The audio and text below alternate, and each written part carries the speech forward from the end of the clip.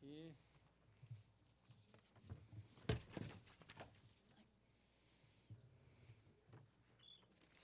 Estou com 2 auditores fiscais aqui. Muito bem acompanhado. Eu só vou riscar o fósforo e deixo vocês botarem fogo nisso. Hã? Esse 257, eu tenho um artigo aqui que eu vou usar.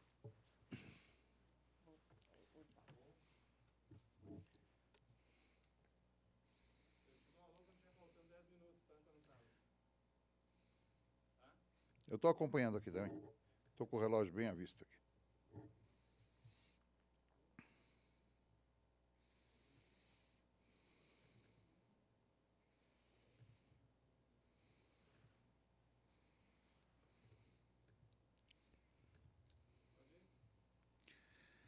Muito bem, amigos. Estão aqui a Confereges fazendo uma nova apresentação que esperamos ter uma grande repercussão ao vivo e depois replicando. Estou aqui na companhia de 2 ótimos auditores fiscais, fantásticos auditores fiscais. De um lado, a professora Maria Lúcia Fatorelli, mais do que reconhecida hoje no Brasil como uma grande lutadora pela auditoria cidadã da dívida, não é verdade, doutora Maria Lúcia? E, do meu lado esquerdo, o auditor Paulo Martins, que é do Tribunal de Contas da União e presidente da Auditar, a entidade que representa os auditores fiscais federais do Brasil, do Tribunal de Contas da União. E, fazendo uma rápida apresentação, meu nome é Antônio Carlos Fernandes, presidente da Confereges, e a Confereges é uma entidade que representa os servidores do Poder Legislativo, tribunais de contas e os órgãos de fiscalização, investigação, regulação e controle. E secretário-geral da Pública, a Pública Central do Servidor, uma central específica que foi criada muito recentemente, em agosto, né, Paulo Martins, representando os servidores públicos no Brasil. E essa é uma iniciativa da Pública e da Confereges em conjunto. Muito bem. Por que nós estamos fazendo isso, meus amigos? Os servidores públicos estão geograficamente espalhados por todo o Brasil, em nível federal, estadual e municipal, nas 3 esferas de poder. E nós temos a clara consciência da responsabilidade que essa estrutura estável de Estado tem para com a nação, tem para que a sociedade perceba a estrutura estável de Estado como sua parceira, de fato, nas soluções e encaminhamentos dos anseios da sociedade. Mas hoje a pauta é, sem dúvida alguma, um tema palpitante que é a dívida pública, né? A auditoria da dívida pública, e vamos falar também um pouco do 257, o PLP 257, que é um caso completamente à parte, que eu vou deixar até essa pauta para o Paulo Martins. Mas eu queria iniciar esse nosso trabalho, doutora Maria Lúcia, que a senhora usasse, por favor, um tempo para fazer a apresentação inicial desse trabalho fantástico e da maior importância que a senhora realiza em todo o Brasil. Certo. Bom, em primeiro lugar, muito grata, né, por essa oportunidade que a Pública coloca para a Auditoria Cidadã da Dívida, né, permitindo que possamos divulgar um pouco do trabalho que temos feito. A dívida pública no Brasil ela vem alcançando patamares cada vez mais elevados e comprometendo volumes crescentes de recursos. A dívida pública no Brasil, se formos comparar com o PIB, chegamos aí a um percentual se olharmos a dívida bruta, tanto interna como externa, já alcançamos 80% do PIB. E muita gente costuma dizer, temos países em que esse percentual supera os 100%. O problema é que os juros no Brasil são disparadamente os mais elevados do mundo. Então, o peso dessa dívida, anualmente, é absurdo. E aí, a nossa associação busca esclarecer que dívida é essa. Essa é a questão. Porque nós não gostamos de fazer um discurso moralista em relação à dívida. Porque a dívida ela pode ser algo positivo. A dívida pode viabilizar ingresso de recursos que vão tornar realidade o atendimento de várias necessidades de investimentos, etc. Porém, o que nós temos investigado, como cidadãos, com todas as limitações que nós temos para acesso a dados, é que, quando investigamos, não encontramos essa justificativa em bens e serviços, em investimentos efetivos. O que nós temos encontrado é um conjunto de mecanismos que geram a dívida pública sem contrapartida alguma. Então, nós temos investigado, nós temos focado a investigação aqui no Brasil, em termos de dívida externa, da década de 70 para cá. E em termos de dívida interna, do plano real até os dias atuais. Então, quando a gente olha primeiro a dívida externa, é uma dívida que explode na década de 70, é uma dívida que começa a década de 70 num patamar de 3 bilhões e termina em quase 80. Na época da CPI da dívida, que foi um processo totalmente abafado, pouca gente soube dessa CPI, nós pedimos os contratos que justificassem esse crescimento brutal da dívida na década de 70. Aqueles contratos, que são os contratos chamados do milagre brasileiro, de vários investimentos, eles não explicam nem 20% desse saldo da dívida que se multiplicou por várias vezes, por mais de 20 vezes, na década de 70. E aí, nós continuamos a investigar, o que nós verificamos? A maior parte dessa dívida externa bruta da década de 70 eram dívidas privadas. Dívidas contraídas pelo setor privado. E que depois, na década de 80, com a crise que foi provocada pelos próprios bancos internacionais que ofereciam os créditos e, ao mesmo tempo, eles controlavam o Federal Reserve Bank, o Banco Central norte-americano, eles é que controlavam as taxas. Eles elevaram aquelas taxas para mais de 20% ao ano. Provocaram a crise de 82. Nessa hora da crise, vem o FMI e diz: o Brasil tem que fazer esses acordos nesses moldes. Que moldes eram esses? Toda aquela dívida pública e privada da década de 70 se transformou em dívida do Banco Central. Em contratos feitos em Nova York, segundo as leis de Nova York, com cláusulas abusivas, foram feitos acordos em 83, 84, 86 e 88, transferindo toda aquela dívida externa para as costas do Banco Central. E depois, há uma suspeita de que essa dívida com bancos, que correspondia a quase 80% de toda a dívida externa, que essa dívida passou por um processo de prescrição. Isso é gravíssimo. Uma dívida prescrita é uma dívida morta. No Equador, nós provamos essa prescrição. E aí, o que foi feito? Ninguém deu bola para isso. Essa dívida, que era a dívida contraída com bancos privados internacionais, foi 100% transformada em títulos, em papéis. Os chamados Braid, títulos Braid, plano Braid. Onde foi feita essa transformação?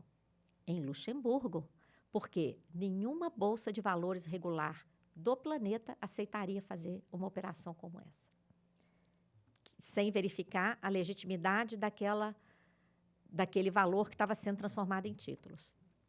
Esses títulos foram chamados pelo próprio mercado como papéis podres e foram utilizados, em grande parte, para comprar nossas empresas privatizadas a partir de 96.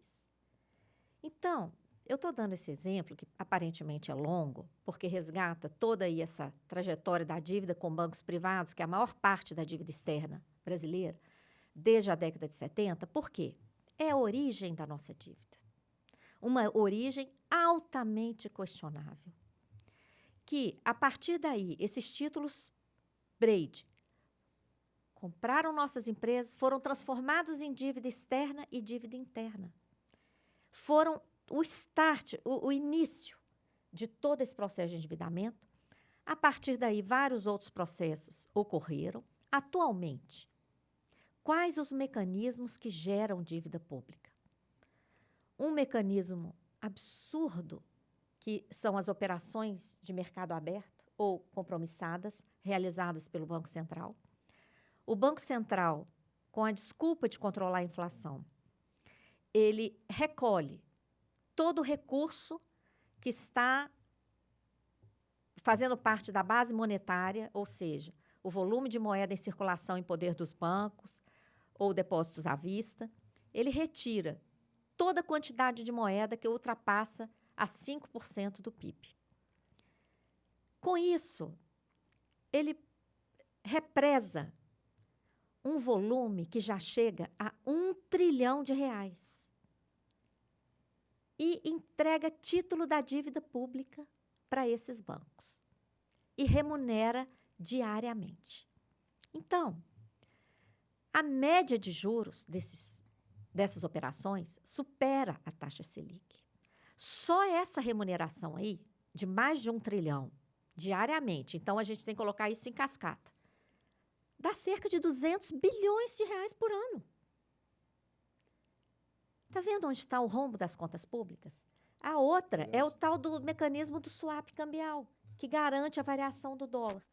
Então, o que nós recebemos com essa garantia que o Banco Central deu para os bancos para pagar esse risco de variação cambial? Isso está gerando dívida. Então, o que nós queremos com a auditoria é essa transparência que deveria estar em outdoors pelas cidades, porque é o povo que está pagando essa conta. Então, é essa transparência que a gente quer. Que dívida é essa? Como ela foi contraída? Onde foram aplicados os recursos? Quem se beneficiou? Quanto já pagamos? E quanto ainda devemos? Será que devemos? Então, esse é o objetivo da Auditoria Cidadã, envolvendo toda a sociedade, convidando servidores públicos, pessoas, trabalhadores da iniciativa privada, porque todos estão pagando essa conta. É verdade. E quando a senhora fala em 200 bilhões... Só um mecanismo. Só esse mecanismo nos leva aos exatos 200 bilhões de reais que estima-se ser o déficit do nosso orçamento, né? que precisa ser administrado adequadamente. E aí eu passo a bola para um outro auditor, que é o Paulo Martins, do TCU, e falamos assim, Paulo, essa exposição que a professora Maria Lúcia Fossari fez nos leva a uma questão bastante momentânea, que é o governo, com base nessa história, principalmente da dívida pública, principalmente dos estados, fazer um projeto de lei, que é o PLP 257, que, a título de resolver o problema das dívidas dos estados, faz com que faz uma verdadeira... vira do avesso a estrutura estável de estados, os serviços públicos do Brasil. Faça a sua colocação sobre isso, por favor, Paulo Martins. Bom, primeiro agradecer a pública aí por essa oportunidade, né? Os auditores do TCU que têm a missão de fiscalizar a aplicação dos recursos públicos federais, é um tema que realmente nos interessa muito, né? E como entidade de classe, a Auditar tem se posicionado sobre determinados assuntos, o que a Fatorelli colocou aqui, e que se reflete desde quando começou esse bolo da dívida pública, que é uma falta de planejamento, né? Generalizada. Uma dívida que não tem limite, uma dívida que não tem condições, que a gente, né, no encarte que Fatorelli trouxe aqui sobre valores, né, do orçamento de 2015, totalmente obscuro, uma verdadeira caixa preta, né? E, enquanto isso, o governo fazendo um ajuste fiscal para pagar o juro da dívida pública, para pagar a dívida, e, enquanto isso, crianças estão morrendo nas ruas por falta de segurança, né? Pessoas estão morrendo aí nos corredores dos hospitais por falta de saúde pública, né? A qualidade educação pública brasileira muito aquém do esperado, né, para um país que tem um potencial, né, eu acho que esse é o principal, isso deve gerar a indignação de cada brasileiro, entendeu? Porque nós estamos falando aqui de cifras elevadíssimas, mas a principal consequência disso tudo é a falta de investimento, né, do governo. Então, e aí, de um lado, o nosso governante vem com a proposta, olha, já temos que fazer um ajuste aqui, quem vai pagar a conta é quem está prestando o serviço público, né? É o trabalhador que está ali na ponta, prestando um serviço público para a sociedade. Então, vem com um projeto sem juízo, né? Totalmente sem... causa uma certa indignação, causa total indignação, aliás, porque coloca nas costas dos servidores públicos uma conta que não fomos nós que criamos, né? Bem, eu acho que é importante, em um ano de crise econômica, e política e fiscal, se pensar novas estratégias, mas o que a gente percebe é que os nossos governantes, às vezes, não têm esse juízo, eu diria, de, olha, tudo bem, vamos olhar para um ponto aqui, mas também vamos olhar para um principal, como é o caso da auditoria cívica da dívida, entendeu? Absolutamente necessária, né? Isso aqui é um monstro, né, para a sociedade. Então, é aquela velha história, né? Vamos jogar a sujeira debaixo do tapete, né? Enquanto isso, os servidores públicos devem pagar a conta. Isso absolutamente não vamos aceitar em hipótese alguma, né? Uma proposta que eu particularmente tenho opinião que é inconstitucional, porque ela estabelece obrigações que quebram o pacto federativo aí. Na verdade, tudo bem que se precisa realmente rever a situação dos estados, isso é necessário, né, de um ponto. Precisa se rever a questão da dívida dos estados, só que, vamos analisar, e eu acho que isso devia ser objeto de amplo diálogo com todos os setores da sociedade civil. Não, aí o governo governo Dilma vem e lança uma proposta já com o regime de urgência, conseguimos agora a retirada do regime de urgência, mas colocando nas costas dos servidores públicos aí congelamento de salário, não realização de concursos públicos, queda aí de valor nominal do salário. Isso caminha, daqui a pouco vamos demitir todo mundo e não vai ter mais serviço público, né? Para a sociedade. Então, a instituição do regime de previdência complementar, e aí isso eu falo com muita propriedade, porque represento os servidores federais na Fundação de Previdência Complementar do Servidor Público Federal, como conselheiro, e sei que precisamos ter um grande cuidado, né, no trato da Previdência, porque, como os nossos colegas colocam muito bem, da Receita Federal, você tem colocou-se o déficit da Previdência como algo que existe, que não tem saída, que tem que ser revisto, e já colocam como propostas para você assinar embaixo. Eu acho que isso nós não podemos admitir. Há uma falácia muito grande sobre o déficit da Previdência, a gente sabe que precisa ser estudado. Quem conhece o sistema previdenciário sabe que ele não existe, ele só se expressa por uma questão da desvinculação de receitas também.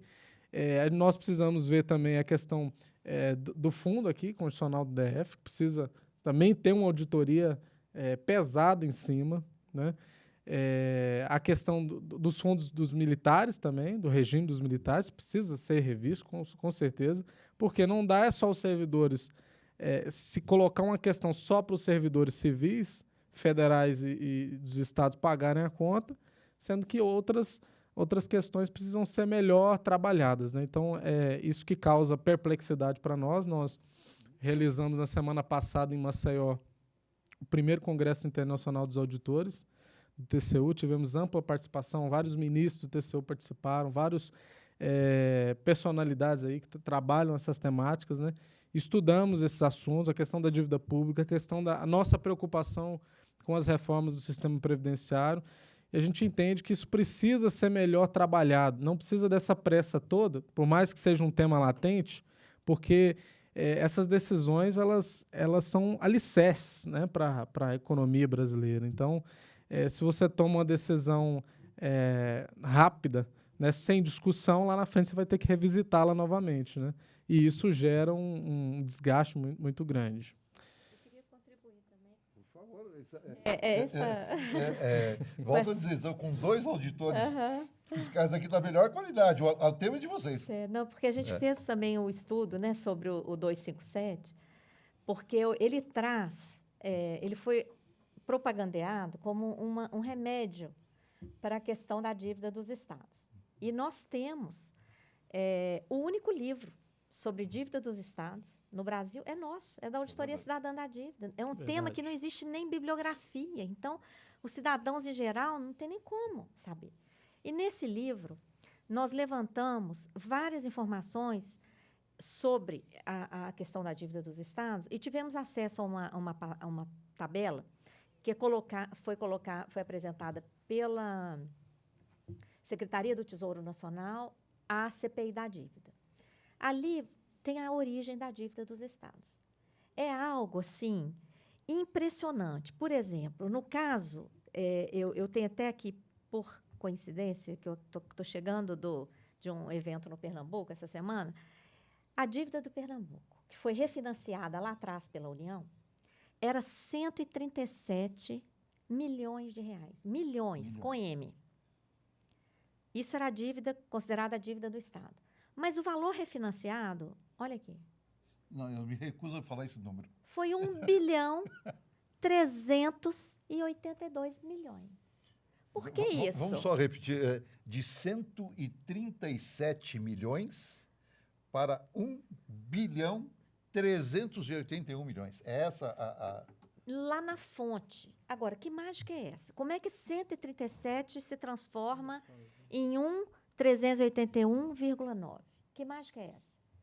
Os passivos do Banco do Estado de Pernambuco, que foi privatizado, quando ele foi privatizado, bem baratinho, o banco privado que comprou levou todos os edifícios, todos os móveis e equipamentos que tinham acabado de ser trocados antes da privatização, todo o dinheiro em caixa, todos os créditos a receber e o passivo que era do banco. Não, esse o setor privado não levou. Esse se transformou em dívida do Estado. Então, e olha em que proporção. Então, se fôssemos fazer uma auditoria rígida, no nascedouro, tudo isso aqui, isso é outra coisa. Isso não é dívida pública. Isso é outra coisa. Dívida pública, não. Então, já começa por aí. O Estado pagou religiosamente todos esses anos e, atualmente, tem uma dívida interna de 8 bilhões e meio. O que o PL 257 propõe? Um alongamento por 30 anos dessas dívidas, mas não é um alongamento de graça, não é uma benesse. O Estado é obrigado a assinar um aditivo oneroso. Tudo aquilo que está sendo alongado vai ter um custo. E mais, se o Estado quiser um desconto, que ele pode optar também por um desconto de 40% nos próximos 24 meses, ele tem ainda que assinar um outro aditivo também oneroso e tem que aplicar mais medidas ainda. Dessas entre essas medidas que o Paulo mencionou, o congelamento, até o plano de demissão voluntária, né? Quer dizer, podem mandar embora. Essa mudança do regime de previdência e tudo mais, mas o que está nesse projeto que nos chamou a atenção? Quer dizer, ele não resolve o problema dos estados. Ele alonga, mantém esse sistema da dívida, que se passasse por uma auditoria séria, a maioria dessa dívida seria simplesmente anulada. E aí, o que ele faz? Com essa desculpa de estar ajudando os estados, que não está ajudando coisa nenhuma, está mantendo o sistema, coloca todo esse peso nas costas dos servidores, mas lá no meio, 2 mecanismos nos chamaram a atenção. Um deles transforma a União em seguradora internacional de investimentos. Na exposição de motivos, ainda chegam a colocar que esse fato da União ficar como seguradora internacional é necessário porque o setor privado não aceita isso. Claro que não. É tão prático, né? Quem vai ficar como seguradora internacional, quer dizer, qualquer investimento, seja de empresa nacional ou internacional, deu errado? A União vai bancar? É isso? O outro dispositivo que nos chamou a atenção, a garantia de remuneração da sobra de caixa dos bancos. Aquele exemplo que eu dei das operações compromissadas, que o Banco Central recolhe tudo que ultrapassa 5% do PIB, porque ele acha que vai gerar inflação. Ora, nem vou entrar nesse debate, mas é claro que não gera. Mas ele recolhe, esteriliza esse valor e paga juros. Isso está sendo mundialmente criticado, porque nesse volume de 1 trilhão, tem operações que já duram há 3 anos. Quer dizer, é muita incompetência. Controle de liquidez em operações que já duram mais de 3 anos, isso é gravíssimo. Então, o que está embutido aqui no 257? De forma sutil, uma alteração naquela Lei 4595 do mercado financeiro, de tal forma que, além de utilizar os títulos para essa troca, o Banco Central vai poder simplesmente remunerar os depósitos que os bancos fazem. Depósitos voluntários, não são os depósitos compulsórios, voluntários. Então, a situação, em resumo, é a seguinte: tudo que o banco não consegue emprestar, ele pode depositar no Banco Central e o Banco Central vai remunerar. Desatrelado do título da dívida, quer dizer, nós não sabemos nem em que parâmetro que vai se dar essa remuneração. Então, o debate que tem que ser feito aqui é o seguinte: um Estado que tem que engessar o serviço público da forma que o PLP 257 está engessando, junto com todas as outras medidas que estão aí, de aumentar a DRU para 30%, de acabar, esquartejar a Previdência Social e etc., etc. Estamos vivendo isso, mas temos recurso para remunerar a sobra de caixa do banco? Temos recursos para atuar como seguradora internacional de investimentos? Olha, é a transformação do Estado brasileiro num servidor dos interesses do capital financeiro especulativo, tanto nacional como internacional. Isso está escancarado. Quem ainda tinha alguma dúvida da relação da dívida pública com os direitos dos servidores, está escancarado, está dito com todas as letras aqui no PLP, que ele fala que o objetivo é assegurar a manutenção da estabilidade econômica, o crescimento econômico e a sustentabilidade da dívida pública. Está dito isso lá. Então, é urgente lutarmos por uma auditoria dessa dívida, porque a dívida está servindo de desculpa. Essa montanha que virou essa dívida pública está servindo de desculpa para esquartejar o Estado brasileiro, tirar direitos dos servidores e afetar a sociedade, porque, como você falou muito bem, o servidor não está ali tendo benefício para si, ele está ali prestando serviço para a sociedade. Se você acaba com o serviço público, quem vai sair mais prejudicado é a sociedade que precisa do serviço público, é a sociedade, a parcela mais pobre, que não tem como recorrer a uma educação privada, uma saúde privada, etc., né? E diante disso, de uma exposição como essa, e fica uma questão, Paulo Martins, de como é que o Tribunal de Contas da União, né, pode intensificar também de sua parte a fiscalização, a transparência em cima do orçamento, dos orçamentos todos que são apresentados.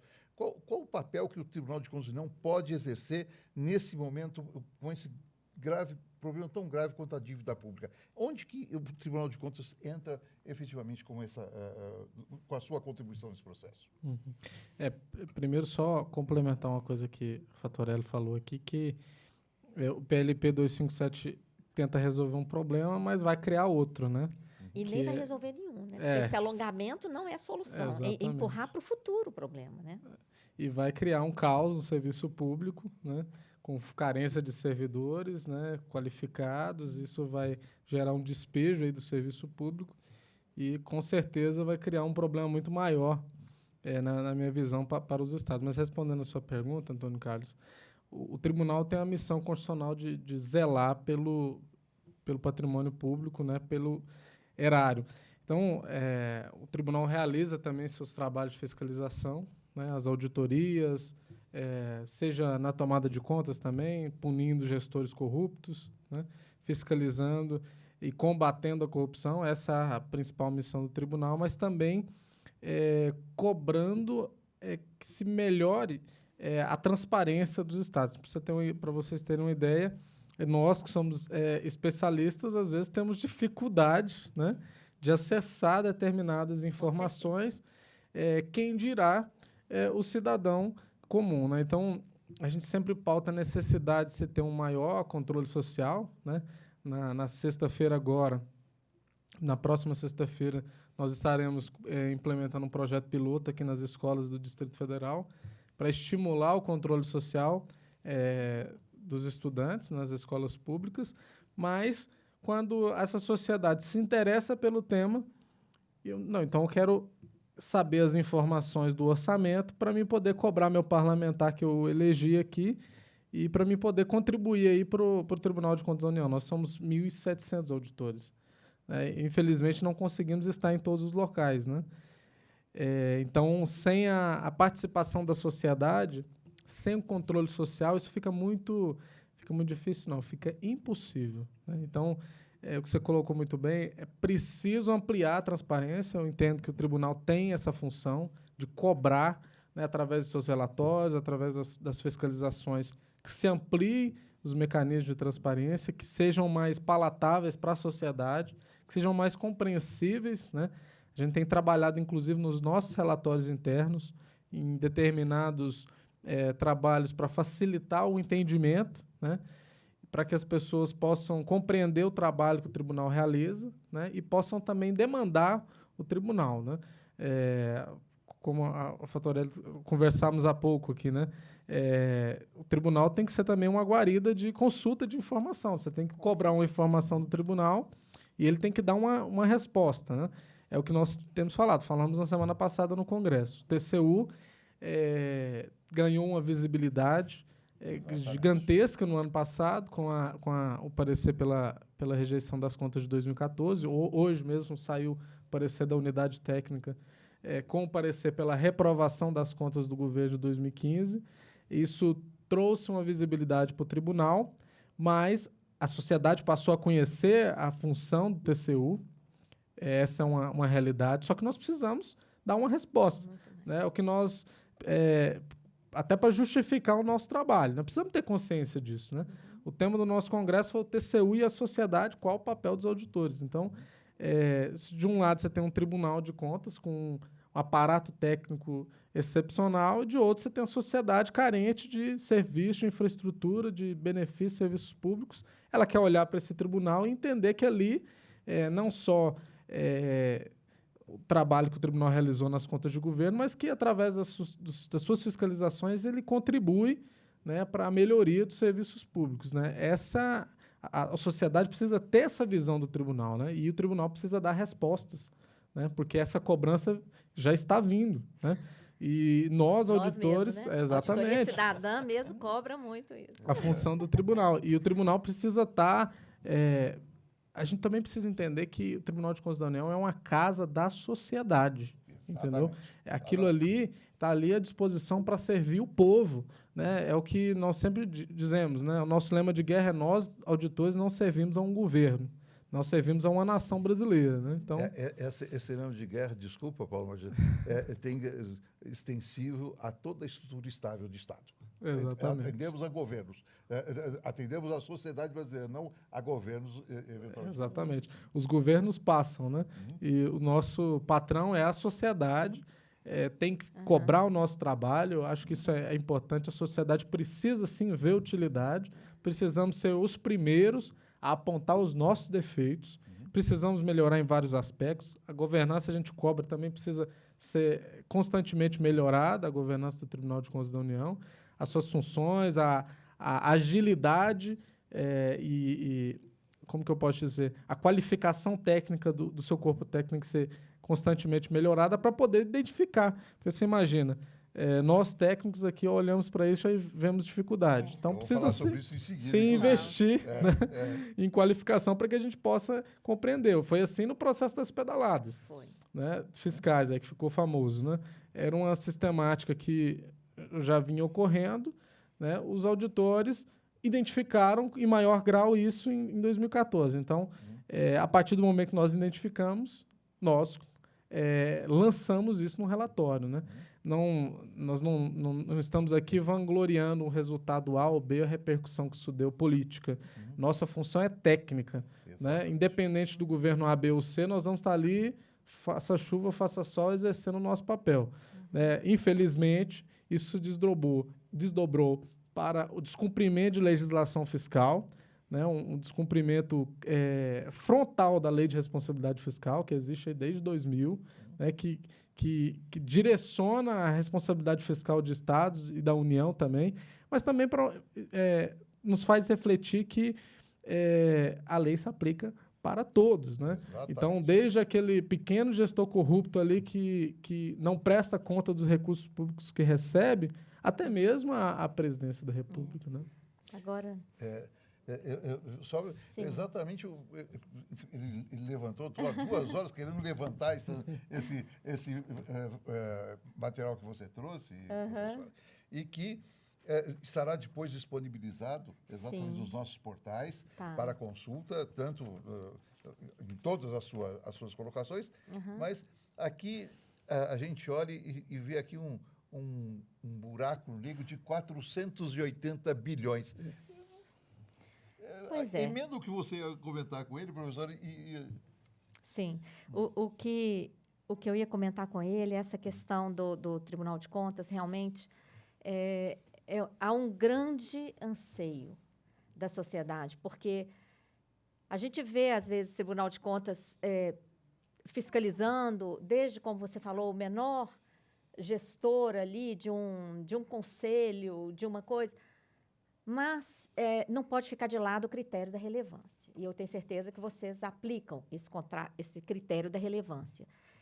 Nós, da Auditoria Cidadã, estamos muito preocupados, por exemplo, em 2015, nós vimos que a dívida pública cresceu 732 bilhões de reais em 11 meses, segundo dados do Banco Central. A planilha está aqui, depois se você quiser também colocar no site. Está disponibilizado no site. Para todo mundo ver, porque os números...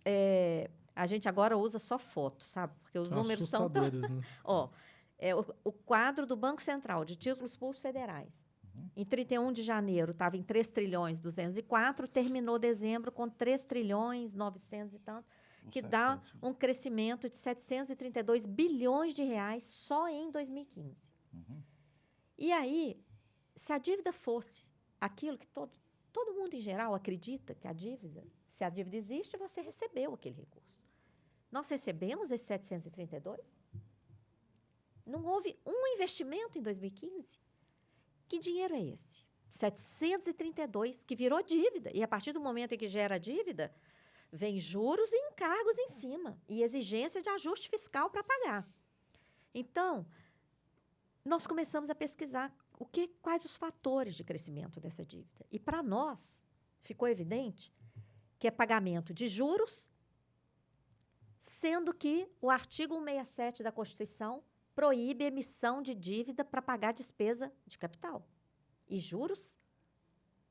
Desculpa, o artigo 167 da Constituição coloca como limite para a emissão de títulos as despesas de capital. Juros não são despesas de capital, são despesas correntes. Então, como é que nós estamos emitindo dívida para pagar despesa corrente? Nós verificamos que está havendo aí uma mega pedalada. A contabilização de grande parte dos juros como se fossem amortizações, para permitir essa emissão de título para pagar juros. Nós temos, inclusive, um estudo sobre isso, posso transmitir também para todos. Além disso, o que mais impactou aqui na dívida? As despesas com tal do swap cambial. Sendo que nós resgatamos um parecer do Tribunal de Contas, brilhante, de um auditor, que coloca que essas operações seriam ilegais, porque o Banco Central teria autorização para negociar com moedas. E o swap cambial não é negociação de moeda, é uma negociação de risco. E o Banco Central não estaria autorizado a isso. E, principalmente, a bancar esse risco e gerar dívida pública para pagar esse risco.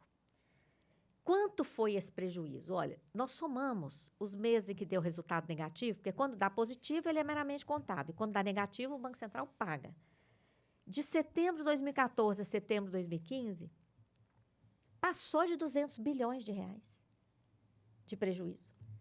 Então, esse fica aí um pedido para que a gente possa avançar nisso e que, se o Tribunal de Contas não quiser pautar isso, que, enquanto entidade da sociedade civil, a pública, a auditar, junto com a Auditoria Cidadã, que a gente, com os dados disponíveis publicamente, porque nós não usamos os nossos cargos para obter dados sigilosos, mas com os dados públicos, que a gente dê essa resposta à sociedade.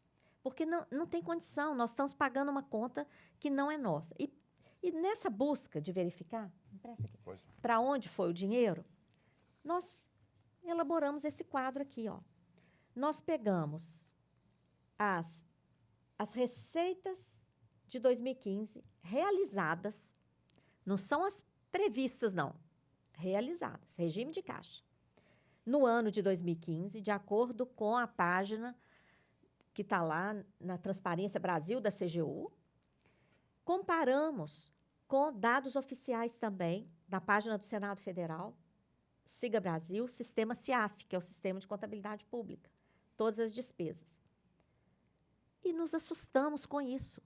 Enquanto o total de receitas realizadas somam 2.748 bilhões, o total de despesas somam 2.268 bilhões. Quer dizer, uma diferença de 480 bilhões a mais nas receitas. Quer dizer, o volume de receitas superou as despesas pagas em 480 bi.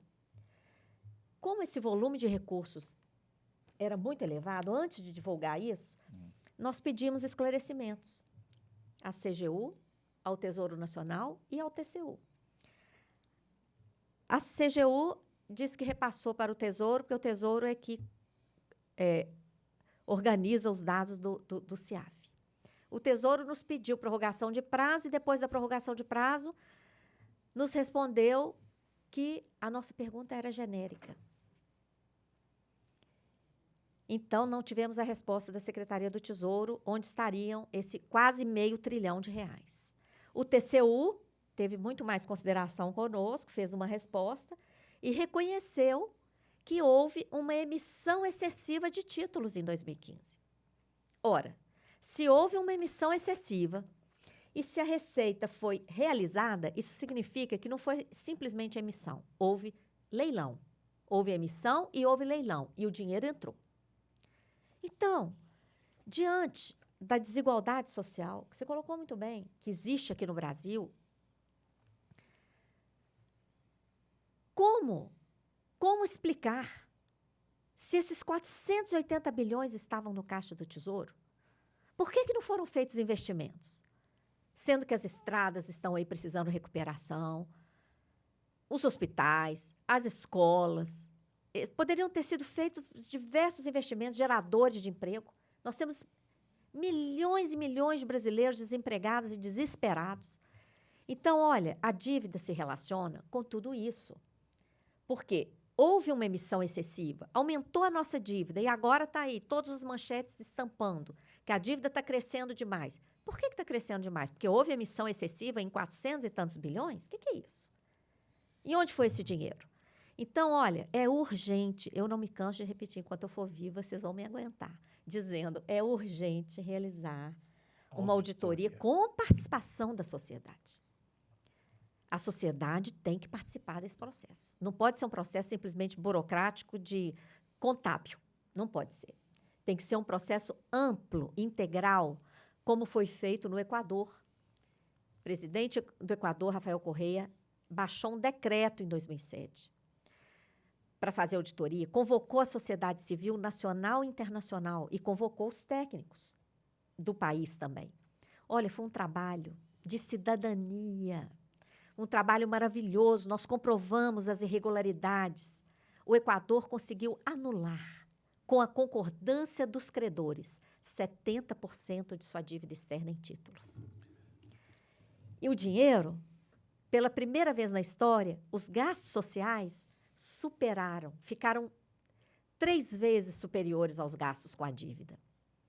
Então, É um exemplo, é um tanto, exemplo real né? É um exemplo de um outro país. Então, é isso que a gente precisa. Agora, para isso, vai ter que ter muita mobilização social. Porque enquanto quem paga a conta está pagando, está se sacrificando e está calado, nada acontece. Quem paga a conta tem que participar, tem que se inteirar e tem que fazer a sua parte.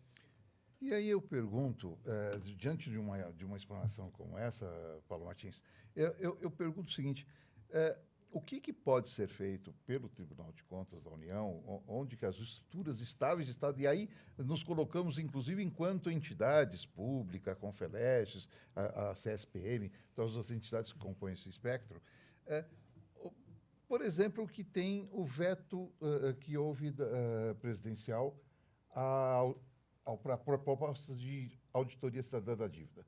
Né? Houve o veto e a semana passada foi mantido esse veto. O veto foi mantido. Assim como o TCU fez um brilhante trabalho com a sua estrutura estável, um brilhante trabalho que está aí, como você falou no início, e que faz parte já da história do Brasil, né? Onde que a gente pode ter o TCU ajudando nesse processo e que gerou esse veto, que manteve o veto, mas o que a gente pode dar de subsídios para tentar demover essa decisão, demover os parlamentares, a estrutura, o Congresso Nacional, desse veto, de manutenção desse veto da auditoria estatal da dívida? Bom, embora você não tenha iniciativa prevista no plano plurianual, nada impede, né, de se realizar. O que falta, precisamos ser bem honestos, é falta de vontade política, né, de se realizar. Eu imagino que tem um medo do monstro que a gente vai encontrar aí. Né, mas que a sociedade, que é a principal interessada, precisa provocar isso. Né? O tribunal pode realizar a auditoria, né, temos vindo trabalhando, cobrando isso já há algum tempo. Se intensificou aí no último ano com a nossa parceria. A gente dialoga bastante com a auditoria cidadã e com as outras parceiras aí que defendem que o tribunal realize. Eu acho que, inclusive, esse trabalho, embora seja feito por técnicos, o tribunal já experimentou a realização de audiências públicas, né? Eu acho que esse é um tema que, quando o tribunal, eu espero que seja breve, se debruça sobre ele, que tenha, de fato, a participação também da sociedade, porque é um tema complexo, né? E, como a Fatorelli falou, isso preciso se ver também como um ato de cidadania, né? Auditar a dívida que consome a maior parte dos nossos recursos que poderiam... Imagina, num momento de crise como esse, todo mundo está fazendo saneamento de despesas. Eu fiz as minhas, né? E consegui economizar alguns tostões por aí. Né? Se nós realizarmos nos cofres públicos este mesmo trabalho, né, e conseguirmos sanear as nossas despesas, isso vai se refletir em maiores investimentos, como vocês colocaram muito bem o que aconteceu no Equador. Né?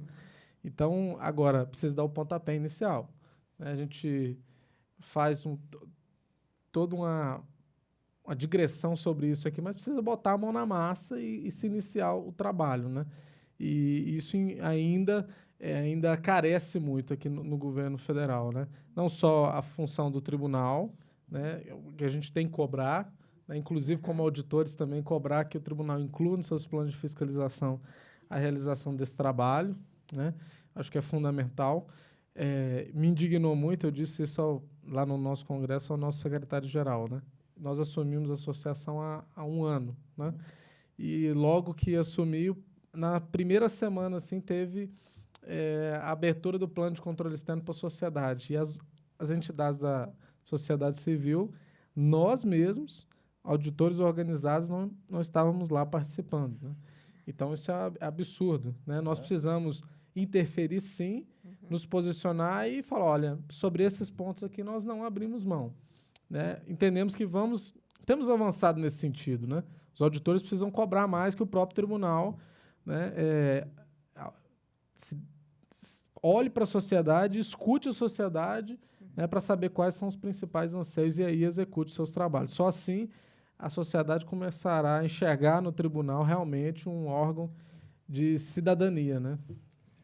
Bom, estamos caminhando já para o nosso final, mas eu queria que cada um tivesse, então, um tempo, estabelecemos aí de 5 minutos, para fazer algumas considerações finais e o que em final de contas, o que esse evento que nós estamos realizando aqui no Interleges, no Senado, no Interleges, que está disponibilizando também seu espaço e, portanto, participando também dessa discussão, né? O que nós temos para contribuir e deixar como contribuição a sociedade dentro dessa discussão de hoje. Bom, é muito importante essa oportunidade, porque o que está acontecendo com o nosso país é muito grave. Recurso é uma coisa que não falta nesse país. Nosso país é um dos países mais ricos do planeta. Nós temos recursos de todas as espécies, temos recursos financeiros, como foi mostrado aqui, e essa questão da dívida pública, essa montagem, ela está chegando a um patamar que está levando, está servindo de justificativa, não só como esse 257, que engessa todo o Estado, penaliza o servidor e a sociedade, como também possibilita espaço, abre espaço para outros esquemas que estão surgindo em todo o país. Nós temos denunciado um esquema ilegal de geração de dívida para estados e municípios por meio da criação de empresas, sociedades anônimas. Gravíssimo isso. Na minha cidade natal, Belo Horizonte, criaram a PBH Ativos, SA. Essa modalidade está em São Paulo, no Rio Grande do Sul, no Paraná, na Bahia, começando lá em Pernambuco, onde eu estava. Essas empresas são criadas com 2 objetivos. Primeiro, o ente público transfere para elas, doa patrimônio público e ela vende para aplicar em políticas públicas. Ora, esse papel é o papel do Estado. E a gente chama de doação, porque em alguns casos é doação mesmo. No caso de Belo Horizonte, foi doação. A prefeitura, o município de Belo Horizonte doou imóveis e a PBH Ativos ia leiloar para aplicar o recurso, teoricamente, em investimentos necessários ao município. Só que nós conseguimos barrar esse leilão. Uma advogada, que é militante lá da Auditoria Cidadã, barrou esse leilão. Está lá, por enquanto, com liminar. O que mais que essas empresas fazem? Emitem debêntures com garantia do setor público. Debêntures são títulos, obrigações financeiras que pagam juros. Os juros, no caso de Belo Horizonte, eram IPCA mais 11%. Uma mega remuneração. E o próprio Banco BTG Pactual, que foi o banco que organizou toda essa operação, comprou todas as debêntures. Elas nem foram para o mercado, ele mesmo comprou tudo. E nesse PLP 257 tem um dispositivo que permite que a União receba bens e direitos de participações acionárias controladas por Estado e Distrito Federal. Será que isso aqui não são essas debêntures dessas empresas que estão usando, inclusive, a dívida ativa como garantia das debêntures? Algo totalmente ilegal. Tem parecer do TCU sobre isso também. Então, por que eu estou trazendo isso aqui no final, né? Tem tanta coisa acontecendo que, se a sociedade civil não estiver vigilante e exigir que os órgãos públicos atuem rapidamente. E esse esquema das SAs está espalhando como uma praga em todo o país. Nós já detectamos em várias cidades e em vários estados.